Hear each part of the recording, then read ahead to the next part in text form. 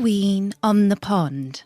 Hello, this is Natasha, and I thought you might like to hear a rather spooky story about Halloween. It happened on the pond where Prince Bertie the frog lives. But Bertie says, I must give you a warning. This story is a bit scary. Because as you probably know, Halloween is the night when all the spooks and goblins and ghosts come out to play. So if any of you find that too frightening, then turn your sound off now. Well, that's good. Now that we've got rid of a few fraidy cats, I'll tell you the story of Halloween on the pond.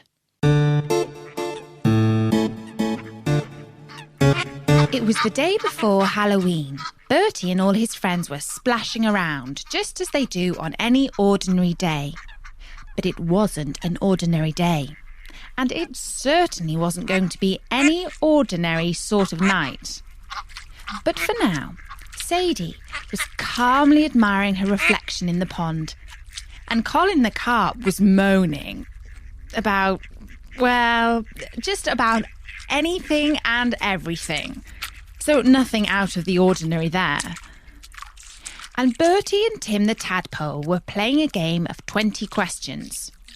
Except it wasn't going very well because the only thing Bertie could think of was skateboard.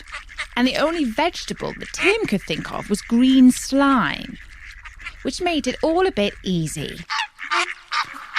As they were playing, Tim saw Princess Beatrice and the little children from the palace collecting giant pumpkins from the vegetable patch. What are those very large things, Bertie? Said Tim. Those? They're vegetables. Oh, I didn't know that vegetables were so scary. Well, my tiny friend, said Bertie, that's because they're meant to be scary. The children are going to hollow the pumpkins out and put candles inside them so that they light up for Halloween and look exactly like horrid, scary monsters. Oh, said Tim. I'm rather frightened. Because you see, Tim is only very small, even by the standard of tadpoles. He gets frightened rather easily. Just then, Colin the carp, who is a very grumpy fish, snapped his teeth loudly behind Tim's back. So loudly, in fact, that Tim squeaked, "Yucks!" and tumbled back into the pond with a tiny little splash. Huh.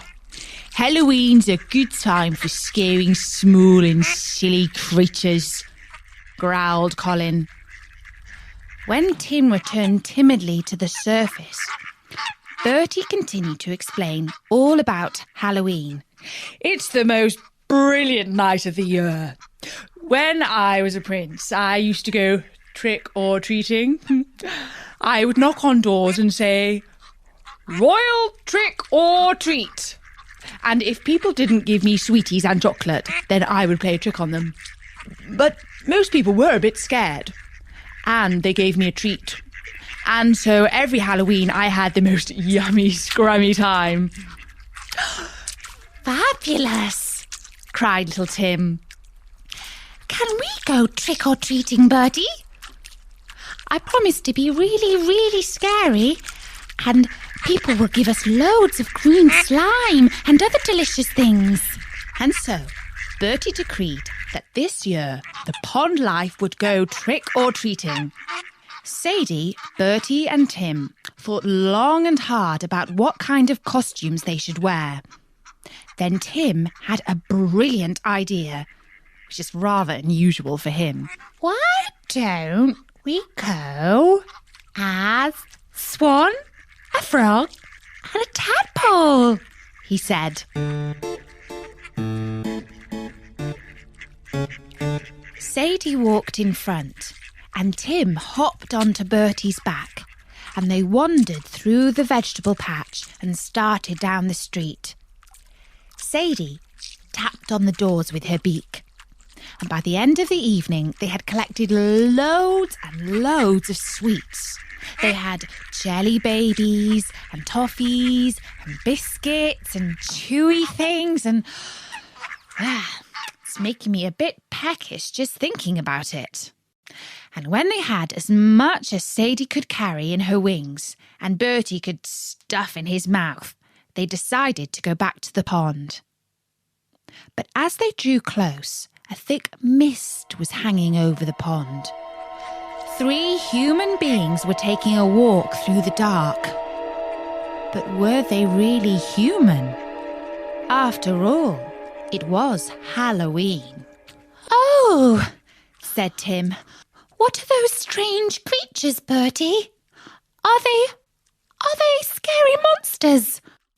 Well, said Bertie, I would say, based on my experience of magic and the supernatural, that what we see there is a big witch and 2 baby witches.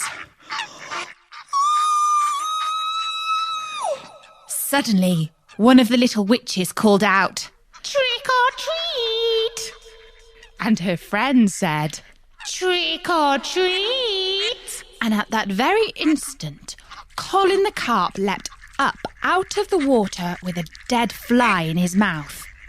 And he put it right down in front of the tall figure, who, as it turned out, was the lovely Princess Beatrice, who had dressed up as a witch for Halloween. Here's your treat, said Colin. Princess Beatrice, who as well as being very lovely and sweet, is also very afraid of creepy crawlies, and besides had never heard a carp speak before, jumped up in the air. She shrieked, and she ran all the way back to the palace with the 2 little witches following her as fast as they could. Ha! That will teach you to come around here asking for treats, grumped Colin. If only, Bertie mused, a real witch would come and put a spell on him. What's the use of all those pretend witches? Little did Bertie know that just then, in front of the full moon, a wicked witch was flying past on her broom, and that the wicked witch was none other than Princess Beatrice's stepmother. And since it had been a rather dull Halloween, and she hadn't found anybody to turn into a frog or a toad, she was delighted to overhear Bertie calling for the services of a really Grade A, official and fully certified wicked witch. Whoosh!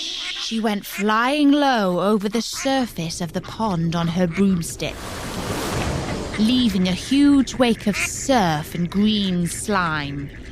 Yah-ha-ha! She screeched. Let those who moan turn to stone! When she was gone and all was quiet once again, little Tim said, Oh, that was rather scary. Nonsense, said Bertie. It wasn't frightening at all. I just hid behind this tree as a sensible precaution. And so the pond life went to bed, and I'm glad to say that none of them had any nightmares at all. But Bertie felt just a little bit sick because he had eaten so many scrummy sweeties. But when the sun began to rise over the palace and stretch her warm autumn rays over the pond, Sadie the Swan was admiring a new fountain that she hadn't noticed before.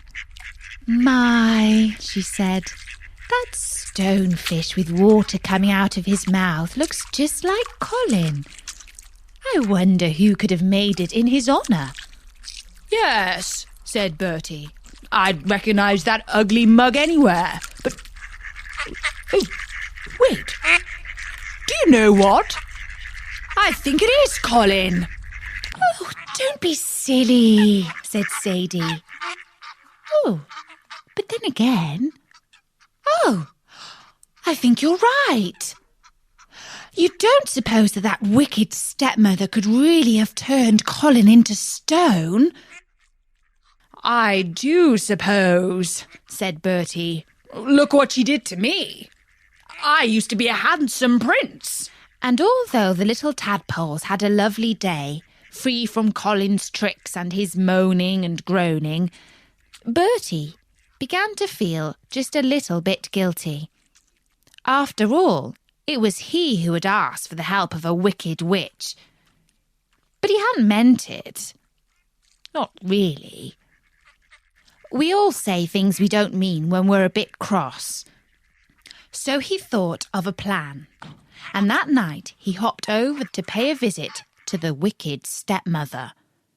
He was rather frightened because, after all, she is a very wicked witch indeed. He waited for a long time outside her door, feeling rather nervous. Eventually, he called out, Croak! When the wicked stepmother came out, he shouted, Trick or treat! Before she could reply, he splattered her with green slime and hopped away as fast as his bendy legs could carry him. Grrr! Bertie! She shouted. Bertie waited until it was very late at night, past 7:30. Then he knocked loudly on the door again. And when she came out, he shouted, Trick or treat! Then Bertie hopped away. Grrr! Just you wait. I'll get you, Bertie. You've gone too far, my filthy little frog. And then he waited until the king came to say goodnight to the wicked stepmother. The king knocked on the door, quite loudly. Suddenly, the door flew open and the wicked stepmother leaned out, shouting, I'll turn you into a maggot, you stupid piece of green slime. Oh, sorry. Sorry, Your Royal Highness. I didn't mean to. But the king strutted angrily down the corridor. The wicked stepmother was rather afraid. Just then, Bertie hopped into view. Trick or treat?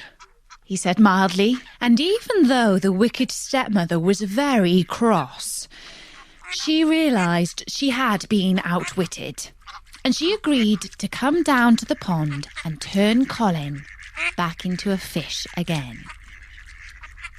And all the pond life were very pleased to see Colin swimming about once again, because even though he was a bit grumpy, he still is their friend, and friends are very important.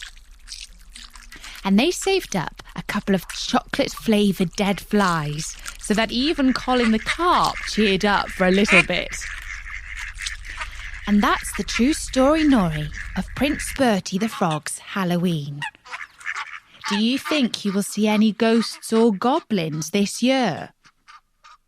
I hope you don't, really. But I do hope you get lots and lots of treats. I'll be back soon with another story. And don't forget. So until next time, from me, Natasha, bye-bye.